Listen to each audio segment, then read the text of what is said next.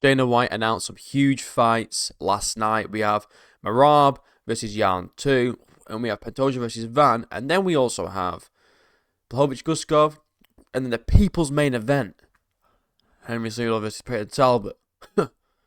I'm excited for that one.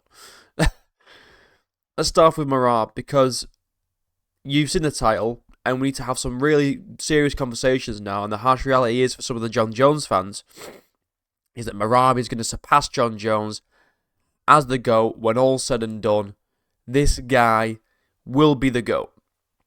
Now, you can argue to the wall. You can argue with the wall on this one. Alright, I'm not backing down from this take. I don't even know if it's controversial or not, but I know the Jon Jones fans are probably going to be like, no, my Pookie Bear Jon Jones is always the GOAT. The guy that lost to Dominic Reyes and has popped for PEDs multiple times and only fought midgets, and when he fought people his own size, he really struggled with it. He's the GOAT. Where? Shut the fuck up. Merab the Chad Dvalishvili doesn't concern himself with favourable matchups. Although all his matchups are favourable because he's that good. I mean, he doesn't concern himself with, well, I can only fight smaller people. I can only fight people my size. You know, like Jon Jones, when he was trying to justify not fighting Tom and instead fighting Alex, when he said, me and Alex, we're the same age, we're the same size. Merab was like, just give me anyone. Just give me anyone and I'll fucking fight him, cunt. Give me fucking anyone and I'll fight him. The guy's a Chad. He will surpass Jon Jones as the greatest of all time because, number one, he's doing it naturally. You can make assumptions. The guy's an EPO. It's not been confirmed. Until it's confirmed, we can only assume that he's natural because that's what we've got. I think it's like the argument, they're all on PEDs. They're all on PEDs. Okay. Based on what? Chael fucking Sonnen, who said that the Rajah Jackson situation is really fucking complicated. That same guy, alright, we're gonna trust what Chael says on the sport. Okay, cool. Until it's proven, Merab's natural. He's just got insane cardio. He's doing it naturally, and his resume is stacked to the brim. He's now doing rematches because he's running out of people to fight in the top 10. The only hope we have for a fresh contender at this point is Mario Batista, if he beats Umar Nurmagomedov, which I don't think he does.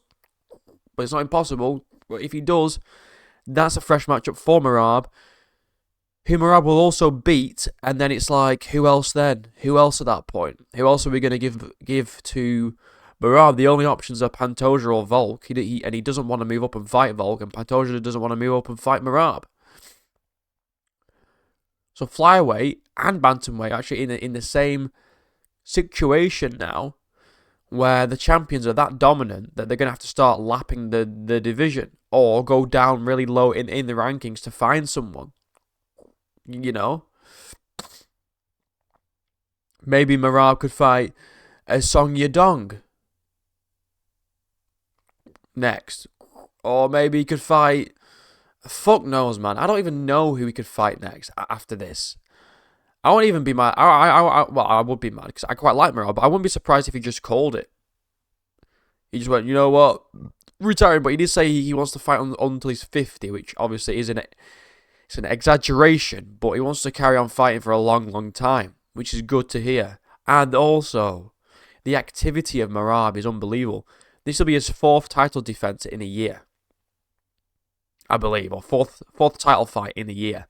That's insane. Jon Jones could never do that. Jon Jones would never do that because he's a little pussy-ass bitch. He wants favourable matchups constantly. And I don't want to shit on Jon Jones too much because he's going through a lot right now. But we got to be realistic, guys. Merab is doing it, and he's doing it more convincingly than Jon Jones is, especially in the later part of Jon Jones' career, in his last few title fights, against Dominic Reyes and Anthony Smith and Thiago Santos. They were pretty mid performances against mid opposition. Merab is being dominant against the top guys.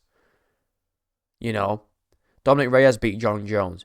Jon Jones took Anthony Smith to a decision. Split decision with fucking Santos. It's just not good enough. And Merab's doing it better. Okay? Merab's doing it better. And he doesn't beat women either, which is a bonus. That's also a fucking bonus. But Merab is coming back to fight Yan. He will beat Petr Yan, and I want to give Petr Yan some credit because I know I've just been glazing Merab for 5 minutes straight. Yan does deserve this fight.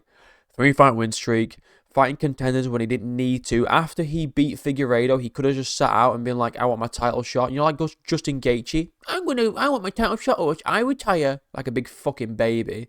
He could have done that, but he fought Marcus McGee. Why did I say it like that? Marcus McGee, and beat him. So credit to Yan. I just don't see what he can do differently this time. I don't know what he can do differently. I really don't know, because we saw what the first fight was like, and it was just domination, wasn't it? It was just Merab doing whatever he wanted to do. And Merab's striking has now got better. Is he a better boxer than Petr Yan? Fucking no. Obviously not, but mixing in the striking with the takedowns, like I think he's going to make it look easier than last time. Is he going to finish him? Who knows? So far in rematches, Merab's got a 100% finish rate. He rematched Sean O'Malley after going 5 rounds and submitted him in round 2. Maybe there's something to be said about Merab and rematches.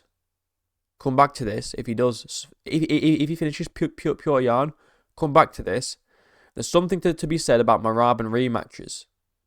That's all I'll say. But yeah, credit to Yan.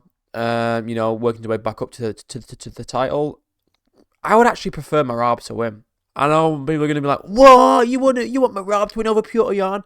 I like Merab. I really like him. I also really like Petr Yan. I don't get twisted. I love Petr Yan. I think he's great, and I'm glad that he's back on a win streak. I just think we need someone like Merab as like the GOAT. It's such an unbelievable story. Someone who's this dominant, this consistent. We need someone who's like that to be the face. Well, not the face, but to be the GOAT of this sport. A respectable guy, no PEDs, no hit and runs, no woman beating, none of that fucking nonsense bullshit that comes with John Jones. We need a clean, solid GOAT. And Merab is going to be that guy once he beats Petr Yan in convincing fashion in December. I was going to say also, 2-month turnaround. A 2-month turnaround. After going 5 rounds with Corey Sandhagen, Merab is just he's just a different beast. He's a different beast. Really is. Pantoja versus Van. This is a great fight. I'm really excited. I'm happy for Joshua Van that he's getting this fight. However, I can't pick against Pantoja because he's that good. Now, Joshua Van has the chance to make history here because I'm pretty sure he's only been training UFC. Training UFC? What the fuck is that casual sentence? He's been training MMA. My God, that's awful. Don't roast me for that. That was an accident. He's been training MMA for 5 years. 5-6 years, and he's 24. He's really young. Not just in life, but in the MMA game in general. If he pulls this off, this is going to be unbelievable. This will be a great story, and not only for Van, but for the country of Myanmar, because they are right behind, or Myanmar, they are right behind Joshua Van. They are a really loyal fan base, and this is like the only guy in the UFC, I believe, to ever fight from Myanmar. And he might become champ. He might become champ. That'd be huge for them. Alright? Think about how the Brazilians feel about Charles Oliveira and Alex Pereira. And times that by 1,000 for the fans of Myanmar with Joshua Van. BXG did a stream when Joshua Van was fighting. He thought he was getting botted because of how many people turned up. They were all Joshua Van fans. He thought he was getting botted because of how many fans turned up. That's how loyal they are. It would be massive for them. It'd be massive for Joshua Van.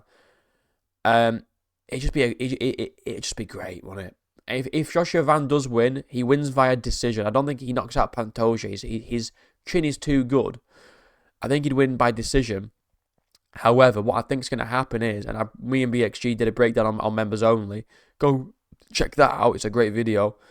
I think Joshua Van's going to have a good first round. He's going to come out swinging, aggressive. Pantoja's going to take his time. You know, he isn't going to rush. He isn't going to be worried about losing one round to Joshua Van, because what he's going to do is download the data, and then he's going to come back in round 2 and submit him, unfortunately.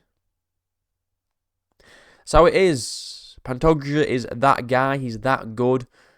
Again, like Merab, no one's beating him. And his only other contender left really is Manel Cap, if he can get past Royval in the UFC. But after that, there's no one else. These two, whether you like to admit it or not, are the most dominant champions. Some of the most dominant champions in UFC history. In UFC history, man. 4 title fights in the same year. Lapping the division. Beating everyone at flyweight. Multiple rematches, beating them consistently. We're going to have a conversation soon about him being the GOAT of flyweight. Because he's very, very close. If not, he's already there. And we all love DJ, but it's time to be realistic. I got Pantoja. I don't know if I said, but I'm picking Merab via decision. I got Pantoja via second round sub. Blachowicz versus Guskov. We're not going to talk about this for too long. I don't really feel like any type of way about it. All I'll say is Blachowicz isn't washed. He actually did beat Ulberg. He just got robbed. I feel like people forget. They see a loss on his record. Blachowicz has been robbed a few times recently. So yeah, I mean, he might be looking like he's on the decline. He's still very much. He's still very good. He's just. I know it sounds like cope. He genuinely has just been robbed. He's just been robbed. Guskov's good, but I think Blachowicz might get this done via decision in a you almost forgot type moment. But then I can see him just robbing him for some reason again. Like, if Blachowicz gets another robbery loss, I'm going to lose my marbles. I really am. This guy's good still.